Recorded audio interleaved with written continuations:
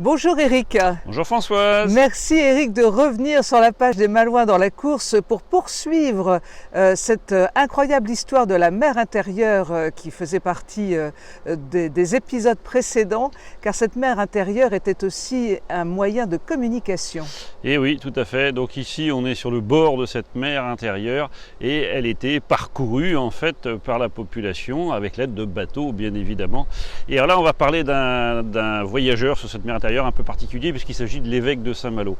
L'évêque de Saint-Malo, il avait son évêché à Intramuros, mais il avait aussi une résidence d'été à Château-Malo. Et pour atteindre cette résidence d'été, eh bien, il partait donc de l'Intramuros sur un bateau et on profitait en fait d'un jour de grande marée pour que le bateau il puisse venir jusqu'ici. Là on est juste en dessous du tertre barré, c'est les vieux bâtiments qui sont derrière nous là, et en bas on a le Routouan qui circule et bien notre évêque il venait jusque là. Il y avait un quai encore, on expliquait ça la dernière fois, il y avait un quai il n'y a pas si longtemps que ça encore sur lequel on venait amarrer le bateau de l'évêque.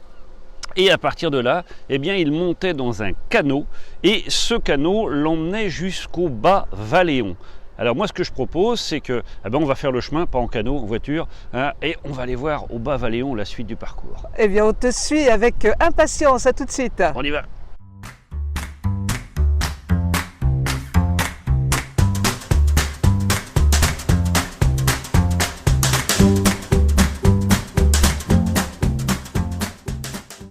Éric, on a fait un petit voyage là, très rapide, on a pu le visualiser sur la petite vidéo.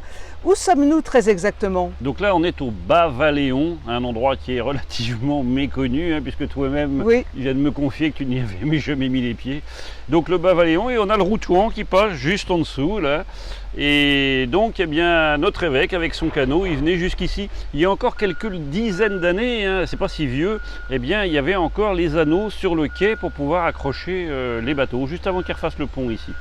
Donc notre évêque, il arrivait jusque là, et à partir d'ici, pour se rendre à Château-Malo, qui est là-haut, eh bien, il empruntait une chaise à porteur. Et c'était l'évêque. Hein. Oui, j'espère qu'il n'était pas trop lourd. Et donc à partir de là, eh bien, il remontait vers Château-Malo. Donc nous, c'est ce qu'on va faire. Juste pour un petit mot pour signaler que dans le champ qu'on voit là-haut, eh bien, ce qui s'appelle la Ville Archer, il y avait à l'époque de la Révolution encore une auberge qui apparemment était renommée. Et la trace du temps ont tout effacé, puisqu'aujourd'hui on voit dans le champ, il n'y a plus rien du tout, alors qu'à l'époque, donc c'était apparemment un lieu très très renommé. Donc à partir d'ici, eh bien, on va remonter jusqu'à Château-Malo et on va aller parler un peu de cette résidence d'été de l'évêque. Alors allons visiter tout ça, merci. À tout de suite. Oui.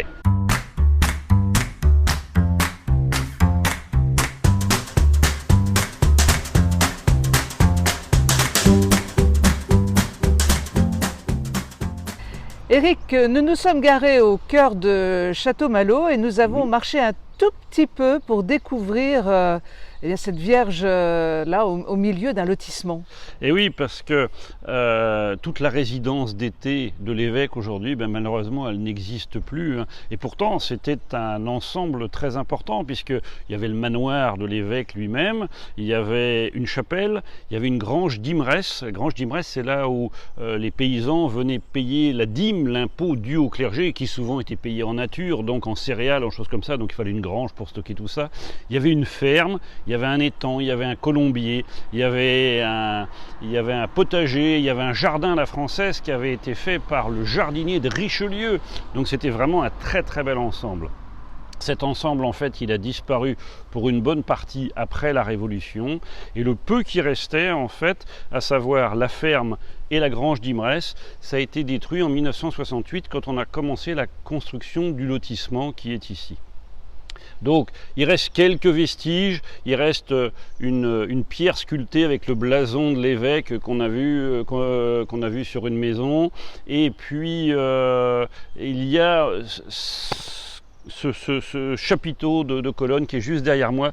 Alors en fait, ce chapiteau de colonne et les morceaux qui sont sur les côtés constituaient les côtés d'une cheminée qui était dans la ferme de l'évêque. Et quand la ferme a été détruite, eh bien cette colonne a été récupérée pour faire un reposoir ici avec la statue de la Vierge. Donc ça a été fait à la création du lotissement dans fin des années 60, début des années 70. Et donc voilà, c'est en quelque sorte le symbole du passé décomposé de Château-Malo. Merci beaucoup Éric pour cette nouvelle page d'histoire. Nous aurons le plaisir de te retrouver pour d'autres aventures prochainement, des aventures un petit peu plus maritimes. Oui, si on veut. Merci beaucoup Éric, merci et à très bientôt. Merci, au revoir. Au revoir.